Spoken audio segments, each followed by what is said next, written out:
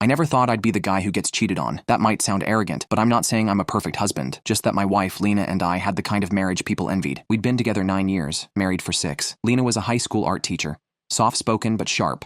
I work in IT. Boring, I know. But it paid the bills and let us live in a modest but cozy home outside of Portland. The beginning of the end started in late August. I came home one Thursday to find Lena sitting at the kitchen table, her hands shaking as she held her phone. She looked up at me like she'd seen a car crash. "I need to tell you something," she said, "and I'm not proud of it. I cheated on you. I'm so sorry." She broke down sobbing. I asked who. She said it was a guy from some teacher's workshop in Eugene. It just happened. It was a stupid one-night thing. She begged me to believe it meant nothing. I didn't scream. I didn't throw anything. I just walked into the living room and sat down. She followed, trying to touch my arm, but I told her not to. I need space. The next few weeks were hell. She offered full transparency. Passwords, schedules, therapy. I didn't want to look weak, but the truth was, I still loved her, and that terrified me. I said we'd try. Counseling, boundaries, rebuilding trust. I even started to believe maybe, just maybe, we'd make it. Then I found the photos. They weren't meant for me, and they weren't from months ago like she claimed. They were from 2 weeks before she confessed, 2 weeks after we started therapy. Same guy, a hotel I recognized from our anniversary trip 2 years earlier. Worse than the photos was the name on the email thread, Nate Harper. That name punched the wind out of me, not because I knew him well, but because my brother does. I stared at the screen so long I forgot to blink. The name Nate Harper felt like a virus in my brain. Nate wasn't a stranger. He was someone I'd met twice, once at my brother Darren's housewarming party, and again at a backyard BBQ just this summer. A tall, charming guy with a politician's smile, and the kind of handshake that lingers just a second too long. I remember thinking he was trying too hard. Lena laughed a little too much at his jokes that day, but I brushed it off. I trusted her. Apparently that was my first mistake. I didn't confront her right away. I needed more. If I was going to burn my life down, I wanted to make sure it was for the truth, not some assumption. So I played dumb. That night, Lena was in the kitchen making tea. I walked in and leaned against the counter. "Hey, quick question," I said casually. "You ever heard the name Nate Harper?" Her hand stopped mid-reach. "Nate Harper? Doesn't ring a bell. Why?" I shrugged. "No reason. I saw it on a work email today. Thought it sounded familiar." The next morning, I called Darren. "Nate Harper, that friend of yours. What's his deal?" Darren paused. "Nate? Oh man, that guy's wild. Charming, sure, but kind of a creep sometimes." "Why?" I told him the truth. Not all of it. Just that I found out Lena had cheated, and the guy's name was Nate. Darren went quiet. "You think it's that Nate?" he asked carefully. "I know it is." And then Darren said something that made my stomach twist. "Dude, I introduced him to Lena. That BBQ? He showed up late, and you were inside fixing the speakers. I remember them talking. I didn't think anything of it, I swear." I hung up. This wasn't just cheating. This was premeditated. A man I barely knew. A man my own brother unknowingly brought into my life. And now she was lying to cover it up. That night, I copied every email, every photo, every bit of evidence onto a USB drive and hid it in my car. I didn't know what I was going to do yet, but I needed control. I watched Lena in the kitchen. Her routines hadn't changed. She still made us dinner, still asked about my day, still kissed me goodnight. It was all an act, a horror movie in slow motion. Then something new happened. The next morning, I got a message. A burner Instagram account. No followers, no posts, just one DM. "You deserve the truth. Check room 312, June 15th, Hotel Florence." I checked my calendar. June 15th was supposed to be a therapy session.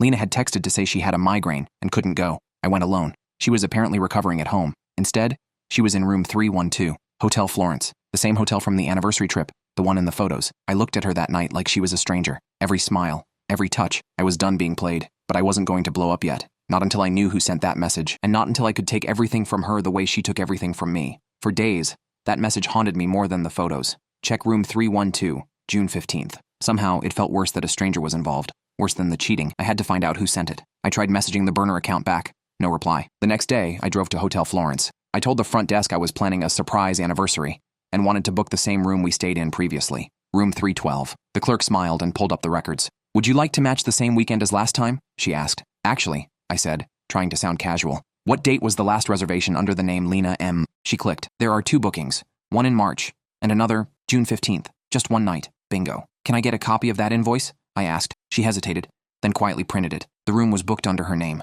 but the card, it wasn't hers. The name listed, N. Harper. She lied to me about everything, and they used our anniversary spot like it was some twisted joke. But it wasn't the name that made me feel sick. It was the note in the special requests box on the printout. "Please prepare roses, champagne, and chocolate strawberries. She likes the dark kind." This wasn't a mistake. This wasn't heat of the moment. This was planned. I sat in my car in the parking lot for almost an hour, gripping the steering wheel like it could hold me together. I felt humiliated, but under all that, cold clarity. They thought they got away with it. They thought I was either too trusting or too weak to look deeper. Back home, Lena was waiting for me in her robe, holding a mug of tea. "You okay?" she asked. She came over and kissed me. I let her. Then, as I went to shower, I opened our shared laptop, logged in, and checked her emails again. One draft caught my eye. Not sent. Just sitting there. "Nate, I need space. He's getting suspicious. I don't know how much longer I can keep this up. We might need to pause. That was all I read. She was still talking to him, still lying, still planning. But here's the twist. I never confronted her. I wanted her to think she was safe. I wanted her to keep digging the hole deeper. And most of all, I wanted her to be the one to fall in. But to do that, I had to find Nate. Finding Nate wasn't hard. People like him want to be found, especially when they think they're untouchable. His LinkedIn said,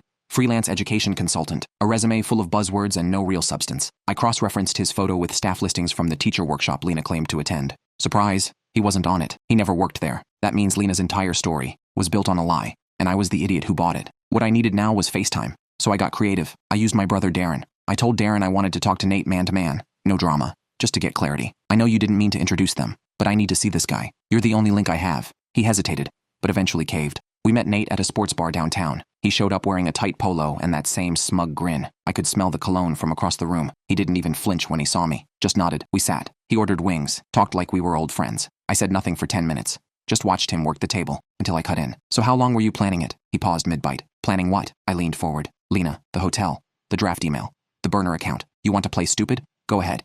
But you didn't accidentally sleep with my wife. Darren stiffened. Nate smiled. And then he laughed. You think I planned to seduce your wife? He said, wiping his mouth. Jesus, that's giving me a lot of credit. He wasn't defensive. He was calm. Too calm. That's when it hit me. He wanted this. This wasn't some guy who got caught in an affair. This was someone who was playing a game, and I was the mark. So I flipped the script. I slid a photo across the table, one of the printouts from the hotel, with his name on the reservation. You paid. You requested the strawberries. You knew her favorite. You're not just some bored dude chasing a thrill. So who sent you? He tilted his head. Sent me? Then with a smirk. You think someone hired me to your wife? My silence was answer enough. And that's when he gave himself away. Because instead of laughing me off or denying it, he said, it's not about you. That hit like a punch. Because that's not what an innocent person says. That's what a man with a plan says. I stared at him. Then who's it about? But he was done talking. He got up, tossed some cash on the table and said, you're asking questions you don't really want the answers to.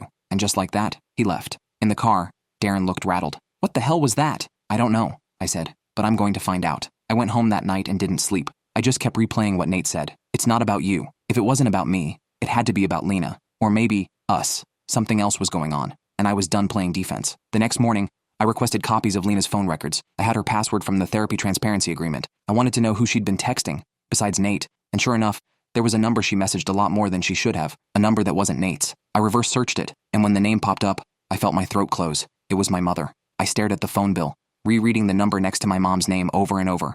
Lena had been texting her, regularly, for months, sometimes late at night, sometimes while I was asleep beside her. I felt sick. I didn't want to believe it. My mom? She and Lena had never been particularly close. Cordial. Polite, maybe. But warm. Never. In fact, they barely talked when we were together in person. So what the hell were they messaging about? I didn't confront Lena. Not yet. I needed answers. From the source. I drove to my mom's the next day, unannounced. She opened the door in her usual calm, collected way. A little surprised, but not suspicious. Everything okay? She asked. I walked in without answering. Sat down on her couch. She followed, hesitant. Then I said it straight. You've been texting my wife, late at night, for months. Why? She blinked once. Then again. No immediate denial. That was answer enough. Does this have something to do with Nate Harper? I asked. That name made her flinch. So I pressed harder. Was this whole thing orchestrated? Are you part of it? Silence. Then she sighed, folded her hands, looked me in the eye, and said 5 words that shattered my reality. I was trying to help. Help? She told me Lena came to her 6 months ago, crying, saying our marriage felt flat, that I was emotionally unavailable, distant, buried in work, that she didn't feel seen anymore. She was hurting, my mother said, and I couldn't sit back and watch you lose her. I was speechless. So what? You encouraged her to cheat on me? No, she said, but I understood why she did, and I may have said some things that made her feel justified. I felt like I was drowning. And Nate? I asked. Was that your idea too? Her silence told me everything. I didn't know how far it would go, she finally whispered. I wanted her to feel wanted again. I thought maybe if she had that spark back, she'd come around and you'd both figure it out. By sleeping with someone else? I didn't think she'd actually do it. Bullshit. She knew. Maybe not every detail, but enough. Enough to know Lena was talking to someone. Enough to coach her through the guilt. Enough to cover for her while I was being lied to daily. I stood up. You chose her over me. Her voice cracked. I chose you. I just didn't want you to be alone. I thought maybe if she got it out of her system, you're not a therapist. You're my mother. She started crying. I didn't care. This wasn't help. This was betrayal dressed up as concern. I left without another word. Back home, Lena was in the garden. She smiled when she saw me. I didn't smile back. I sat on the porch and watched her dig in the soil, her hair tied up like nothing in the world was wrong. She was so comfortable in this lie. Too comfortable. That's what scared me the most. Because if she could live like this, with zero remorse, then maybe I'd never really known her at all. Maybe no one had. That night, I made a decision. I printed everything. The emails, the hotel invoice, the photos, the draft to Nate, the texts to my mother. I compiled it all into a folder titled, Just in Case. Then I backed it up to a private cloud. Another USB went into a safe deposit box under my name only, because I wasn't just planning to leave anymore. I was planning to destroy the version of her that she wanted the world to see, not out of revenge, out of truth, out of self-respect. And because I had one last card to play, there was one person left I hadn't told. Her father, Lena's dad, Richard, isn't the warm and fuzzy type. Retired army, dry sense of humor, believes respect is earned, not given. He's the kind of guy who doesn't say much, but when he does, it lands like a sledgehammer. And he loved me. Not in a mushy, hugging at Thanksgiving kind of way, but in a, you're the only man I trust with my daughter kind of way, which made what I was about to do both satisfying and gut-wrenching. I called him and asked to meet. Just us, no Lena. He didn't ask questions. Just said, Saturday, my place, noon. When I got there, he was already sitting on the porch, 2 coffees on the table, always prepared. You look like hell, he said. I nodded. I feel worse. He waited, didn't push, just stared until I started talking. And then I told him everything. I laid out the affair, the lies, the photos, the hotel, the messages to my mom, the connection to Nate, the "it's not about you" line, all of it. He didn't interrupt once, just sat still, sipping his coffee like it was just another Saturday. When I finished, I placed the folder on the table. His hand rested on it, but he didn't open it. Then he said, Why are you showing me this? I figured you deserve to know who your daughter really is, before I leave her, before it goes public. His jaw tightened. He looked out at the trees like he was trying to find the right words in the wind. I raised her better than this, he said, almost to himself. Apparently not, I said. He didn't take that well. He shot me a look, but he didn't defend her. She's not evil, he muttered, just broken. Yeah, and she broke me too. He finally opened the folder. His eyes scanned the documents, expression blank. When he got to the photo with Nate, his lips thinned. This guy, I've seen him before. I looked up. Where? At a charity gala, 1.5 years ago. He was hanging around one of Lena's old college friends. Real slick. Gave me a weird vibe. 1.5 years ago. That was before the affair supposedly started. I sat back, cold creeping up my spine. How long has she known him? Richard shook his head. You really think this guy just randomly appeared? We both knew the answer. I left his house 2 hours later with no real plan. Just one promise. Richard said he'd talk to her, not to save the marriage, just to let her know someone else knew. I'm not covering for her, he said. Not after this. I believed him. That night, Lena noticed something was off. You've barely said a word, she said, sitting beside me on the couch. Did something happen? I looked at her, really looked, at her nervous smile, at the hand she reached out with like nothing had changed. You ever think about what kind of person you've become? I asked. She blinked. What? The version of you that exists when no one's watching. Do you even know who that is anymore? She got quiet. Where's this coming from? Just something I've been thinking about, I said, standing up. You'll be thinking about it soon too. The next morning, Lena's world started cracking. Richard called her. I don't know what he said exactly, but when I came home from work, she was crying in the kitchen, phone on the floor, hands trembling. She looked at me like a wounded animal. You told him? Yeah, I did. She walked toward me. Why would you? Because someone had to. I thought we were rebuilding. No, you were performing. I was surviving. She broke, really broke, started sobbing, collapsing to the floor. I didn't comfort her. She wasn't the victim in this story. The last thing I said to her that night, before locking myself in the guest room, you're going to know what it feels like to lose everything you thought was safe, because the final blow was coming. And this time, everyone would see it. People say revenge is a dish best served cold. I disagree. It's best served quiet, methodical, surgical, delivered so precisely that the person you're cutting doesn't even realize they're bleeding until it's too late. I didn't want drama. I wanted ruin. Step 1 was Lena's school. Remember? She's a teacher, public-facing, trusted. She built her career on being a mentor to young minds, local awards, appearances at parent nights. She even ran a blog about integrity in education. So I sent an anonymous email to the school board. I didn't include the cheating photos. This wasn't about sex. This was about ethics. I focused on the emotional manipulation, the affair with a man she knew wasn't affiliated with any teaching program, and the lies she built around it, all while counseling students on values. I attached proof, not salacious stuff, just the hotel invoice, the email drafts, the text excerpts.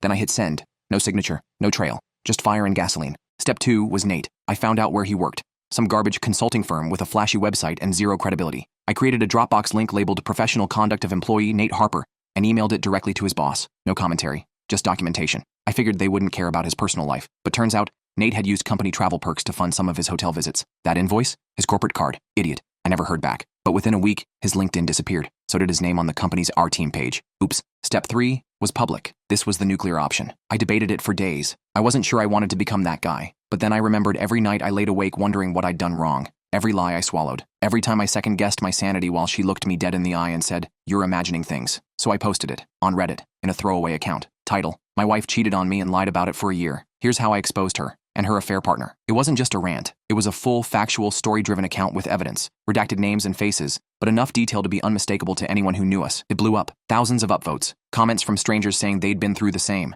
Messages of support. People DMing me saying Lena was a walking red flag. Within 3 days, someone posted it to Facebook. And from there, our mutuals started connecting dots. One of her coworkers saw it, then her cousin, then her students' parents. And just like that, the house of lies came down. Lena confronted me the next night. Her eyes were bloodshot, her hands shaking. "You posted that, didn't you?" she whispered. "I did. My job's on the line. My reputation is ruined. Everyone thinks I interrupted. "What? A liar? A cheater? Someone who played victim until the truth caught up to her? Sounds accurate." She stepped closer, desperate. "Why would you do this to me?" I didn't flinch. "Because you did it to us? For over a year. And you never once told the truth until you were caught." Tears welled in her eyes. "People make mistakes." "No," I said. "People make choices. You made yours. Now you live with it." She collapsed on the couch, sobbing. I stood over her, watching the mask fall off completely for the first time. No more gaslighting. No more therapy speak. No more "I was hurting" justifications. Just the aftermath. The next day, I served her divorce papers. Filed, finalized, and clean. No argument. No drawn-out fight. She didn't even contest them. She knew she had nothing left to stand on. Now I live alone in a small apartment across town.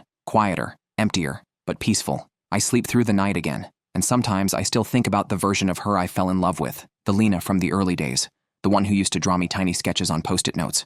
Or dance barefoot in the kitchen. But that version? That was never real. Just like the future we planned. Just like the life we built. All fiction. It's been 9 months since I walked away. 9 months since I dismantled a marriage that looked perfect from the outside but was rotting from within. Since I stopped trying to fix what wasn't broken. Because the truth is, it was never whole to begin with. People still ask sometimes if I regret how I handled it. If going scorched earth was too much. And my answer is always the same. You don't owe mercy to the people who made you doubt your reality. Lena moved out of the city. I heard through a friend of a friend that she's staying with a cousin in Vermont, trying to rebuild. Teaching gigs dried up. No one wanted a scandal-adjacent name in their school system. Word travels fast in small towns. Nate, completely off the grid. No social media, no job listings. I wouldn't be shocked if he changed his name. Cowards don't usually stick around for the fallout. As for my mom, we don't talk. I tried, briefly. She sent a long letter, full of apologies, full of, "I never meant to hurt you," and "I thought I was helping," and "I see now how wrong I was." I read it. I believe parts of it, but I haven't responded, because there are betrayals you can forgive, and then there are the ones that live under your skin forever.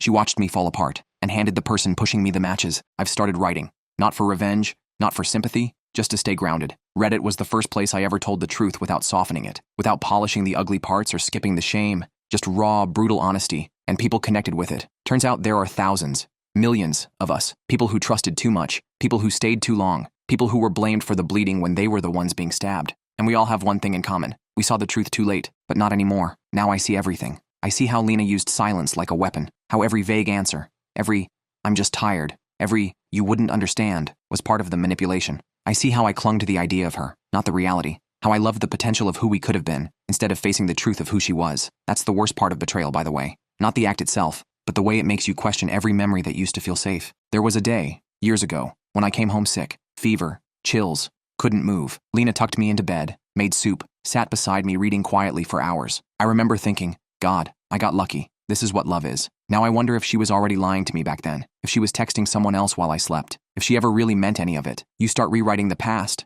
frame by frame, until nothing feels real. But that's how you rebuild, one painful truth at a time. Last week, I got a message from a stranger on Reddit. She said, "Your story saved my life." I was in denial. I kept believing him when he said I was crazy. Reading what you wrote made it click. I packed my bags and left. Thank you. That's the thing about truth. Once it's spoken out loud, it gives other people permission to stop swallowing their own. Sometimes, late at night, I still dream of her. Not the liar, not the cheater, just the smile, the laugh, the way she used to lean into me during movies. I wake up and miss her for half a second, and then I remember, I don't miss her. I miss who I thought she was. Big difference. So here I am, still healing, still writing, still angry sometimes, but not broken. Not anymore. Because the version of me that walked through hell, he made it out, and he's never going back.